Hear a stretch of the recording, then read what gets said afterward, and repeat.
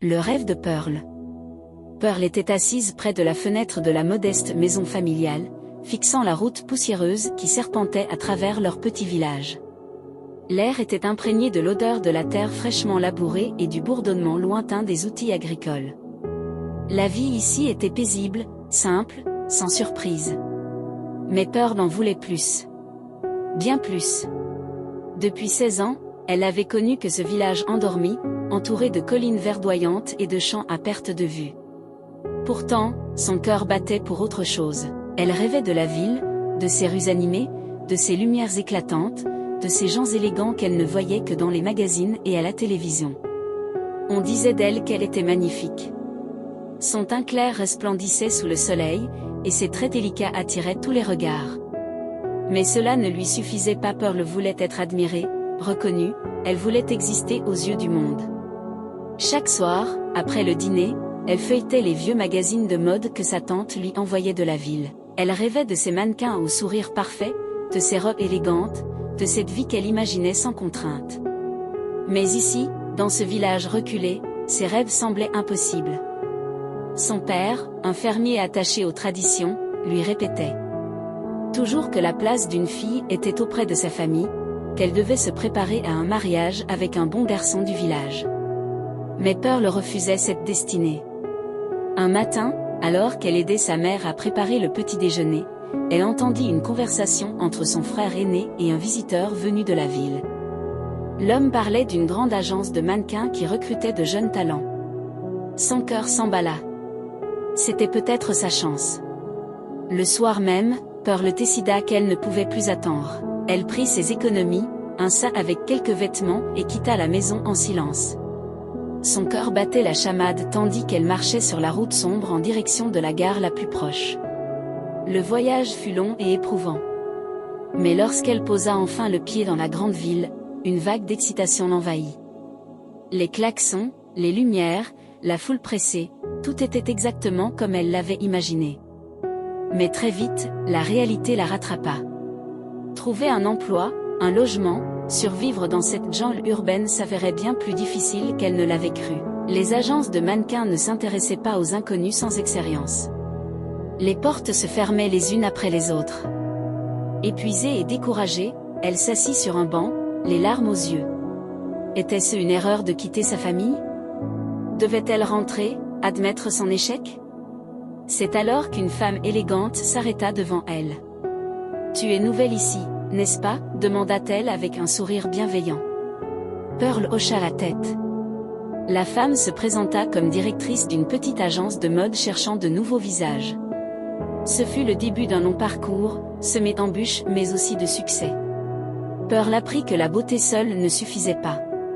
Il fallait du travail, de la persévérance, de la patience. Des années plus tard, son visage illuminait les couvertures des magazines qu'elle lisait autrefois. Mais surtout, elle comprit que son rêve ne s'était pas réalisé parce qu'elle était belle, mais parce qu'elle avait osé croire en elle-même et en son destin. Le prix du rêve. Le succès ne vint pas du jour au lendemain. Pearl dut apprendre à naviguer dans un monde où tout était éphémère, où les promesses ne valaient souvent rien et où la compétition était féroce. Elle passa des semaines à courir d'audition en audition, essuyant refus sur refus. Mais chaque échec renforçait sa détermination. La femme qui l'avait abordée ce jour-là, Madame Morel, devint son mentor. Elle lui enseigna les codes du milieu, lui présenta les bonnes personnes et lui offrit sa première chance, un défilé pour une marque locale. Ce n'était pas encore les podiums de Paris ou de Milan, mais c'était un début. Après son premier défilé, Pearl comprit que son apparence ne suffirait pas. Elle devait se démarquer. Elle travailla sa démarche, sa posture, sa confiance en elle. Elle prit des cours de diction, apprit à poser devant l'objectif, à captiver un public.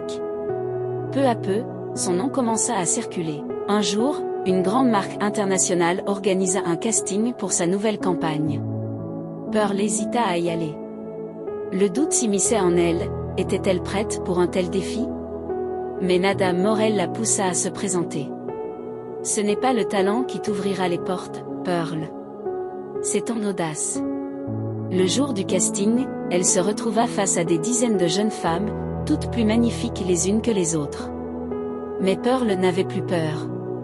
Quand vint son tour, elle marcha avec assurance, fixa les juges droit dans les yeux et sourit. Quelques jours plus tard, elle reçut l'appel qui changea sa vie. Elle avait été retenue. L'ascension. Ce contrat fut le début d'une ascension fulgurante. Pearl devint le visage de plusieurs marques prestigieuses. Elle voyagea à travers le monde, posant pour les plus grands photographes, marchant sur les podiums des Fashion Weeks les plus renommés. Mais avec la gloire vinrent aussi les sacrifices. Les journées étaient longues, les nuits courtes. Elle ne voyait presque plus sa famille. Parfois, la solitude lui pesait. Elle se demandait si elle avait fait le bon choix en quittant son village. Un jour, alors qu'elle était en séance photo à Paris, elle reçut un appel de son frère. Leur père était malade. Très malade. Sans réfléchir, Pearl prit le premier vol pour rentrer chez elle. Quand elle arriva dans son village, tout lui sembla si petit, si loin du monde qu'elle avait conquis. Pourtant, en voyant sa mère lui ouvrir la porte en larmes, elle comprit une chose essentielle. Malgré tout son succès, c'était ici qu'était son véritable foyer. Elle passa des jours auprès de son père, lui racontant son parcours, partageant ses victoires. Il l'écoutait en silence, puis, un soir, il lui prit la main et murmura. « Tu as toujours été différente, ma fille. Je t'ai renue par peur de te voir échouer. Mais aujourd'hui, je suis fière de toi. » Ces mots furent le plus grand trophée de Pearl. Le retour aux sources. Après la guérison de son père, Pearl retourna à la ville, mais quelque chose en elle avait changé. Elle ne voulait plus seulement être une icône de mode. Elle voulait inspirer, aider les jeunes filles comme elle à croire en leurs rêves. Elle lança une fondation pour soutenir les jeunes talents de son village, leur offrant des bourses et des formations. Elle revint régulièrement voir sa famille, non plus comme une étrangère, mais comme une femme ayant trouvé l'équilibre entre ses racines et son avenir. Un jour, alors qu'elle marchait dans son village, elle croisa une jeune fille, assise près d'une fenêtre, feuilletant un magazine avec admiration. Pearl sourit. Elle se reconnut en elle. Elle s'approcha et lui dit doucement, « Si tu rêves grand, travaille dur et n'abandonne jamais, un jour, ce sera toi sur cette couverture. » La boucle était bouclée. Pearl n'était plus seulement un rêve en quête de réalité. Elle était devenue une inspiration. L'héritage de Pearl. Les années passèrent et Pearl devint plus qu'un simple mannequin. Elle était maintenant une femme influente, respectée dans l'industrie de la mode, mais aussi dans son pays natal. Son visage n'apparaissait plus seulement sur les couvertures des magazines, mais aussi dans les articles qui saluaient son engagement en faveur des jeunes talents issus de milieux modestes. Elle créa une académie dans la capitale, un centre de formation pour les jeunes filles et garçons rêvant de travailler dans le monde de la mode, du design ou même de l'entrepreneuriat. Contrairement aux grandes écoles inaccessibles pour les villageois, son académie offrait des bourses aux plus méritants. Sa première promotion fut un véritable succès. Plusieurs de ses élèves trouvèrent du travail dans l'industrie et certains furent même recrutés par des marques de renommée internationale. Pearl n'avait jamais été aussi fière. Mais alors que tout semblait aller pour le mieux, un scandale éclata dans l'industrie de la mode. De nombreuses jeunes filles dénonçaient les abus et l'exploitation dans ce milieu souvent impitoyable. Pearl, qui connaissait bien les coulisses du métier, ne pouvait pas rester silencieuse. Le combat pour un changement. Elle utilisa sa notoriété pour dénoncer les pratiques abusives. Elle prit la parole dans les médias, écrivit des articles, se battit pour instaurer des règles plus strictes protégeant les jeunes mannequins. Son combat ne plut pas à tout le monde. Des agences influentes, des photographes célèbres et même certains stylistes la critiquèrent. « Pourquoi cracher dans la soupe qui t'a nourri ?» lui lança un ancien directeur artistique. Mais Pearl ne fléchit pas. Elle savait que sa voix comptait. Elle savait qu'elle devait être celle qui briserait le silence pour celles qui n'osaient pas parler. Petit à petit, grâce à son engagement, les choses commencèrent à changer. De nouvelles réglementations furent mises en place pour protéger les mannequins. Son académie devint une référence, formant non seulement des modèles, mais aussi des professionnels conscients des défis et des injustices du métier. Un retour triomphal. Des années après avoir quitté son village, Pearl y revint pour une cérémonie spéciale. une école locale avait été rebaptisée en son honneur. Lorsqu'elle prit la parole devant la foule rassemblée, elle vit des regards émerveillés, des enfants pleins d'espoir, des parents fiers. Je suis partie en pensant que je devais fuir mes origines pour réussir. Mais aujourd'hui, je comprends que ma force vient d'ici, de vous tous. Ce village m'a donné mes premières leçons de vie, et je suis fière d'y revenir non pas en tant que rêveuse, mais en tant que femme qui a réalisé ses rêves. Le tonnerre d'applaudissements qui suivit résonna dans tout le village. Ce jour-là, Pearl comprit que son succès ne se mesurait pas seulement en couverture de magazines ou en contrats luxueux. Son véritable héritage était dans les vies qu'elle avait changées, dans les rêves qu'elle avait inspirés. Là où tout a commencé. Un soir, elle s'assit à la même fenêtre où, adolescente, elle avait passé tant d'heures à rêver d'un avenir lointain. Mais cette fois, elle n'observait plus la route en espérant partir. Elle la regardait avec gratitude, heureuse d'être revenue. Un nouveau chapitre. Alors que Pearl savourait ce moment de calme, une idée germa dans son esprit. Elle avait déjà ouvert une académie, elle avait changé des vies, mais quelque chose lui manquait encore. Elle voulait créer quelque chose de plus grand, quelque chose qui laisserait une empreinte indélébile dans son pays. C'est ainsi qu'elle lança le Pearl Initiative, un projet visant à développer les talents africains non seulement dans la mode, mais aussi dans l'art, la musique et le cinéma. Elle voulait que l'Afrique brille, que les jeunes créateurs aient une plateforme pour s'exprimer et conquérir le monde. Grâce à son influence et aux contacts qu'elle s'était fait au fil des ans, elle obtint des financements de grandes marques et de mécènes sensibles à sa cause. En quelques mois, l'initiative prit vie, un immense centre culturel fut construit dans la capitale, regroupant ateliers de formation, studios d'enregistrement, salles de défilé et espaces de travail pour les jeunes entrepreneurs.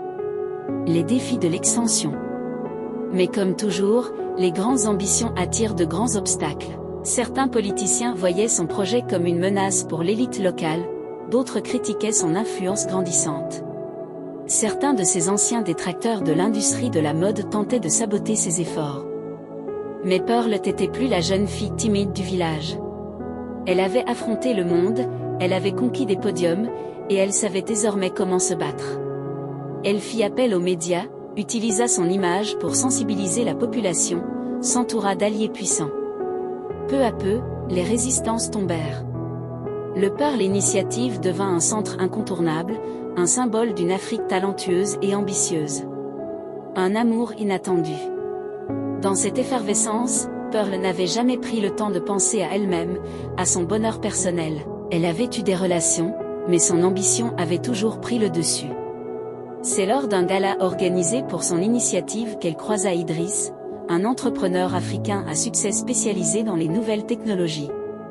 Il avait entendu parler d'elle, admirait son travail et partageait la même vision d'une Afrique moderne et autonome. Leur première conversation dura des heures. Puis d'autres suivirent. Pour la première fois depuis longtemps, Pearl se permit de rêver autrement, pas seulement d'un avenir pour son continent, mais aussi d'un avenir pour elle-même. Avec Idriss, elle trouva un équilibre qu'elle n'avait jamais connu. Ils formaient un duo puissant, alliant mode et technologie pour moderniser les industries créatives africaines.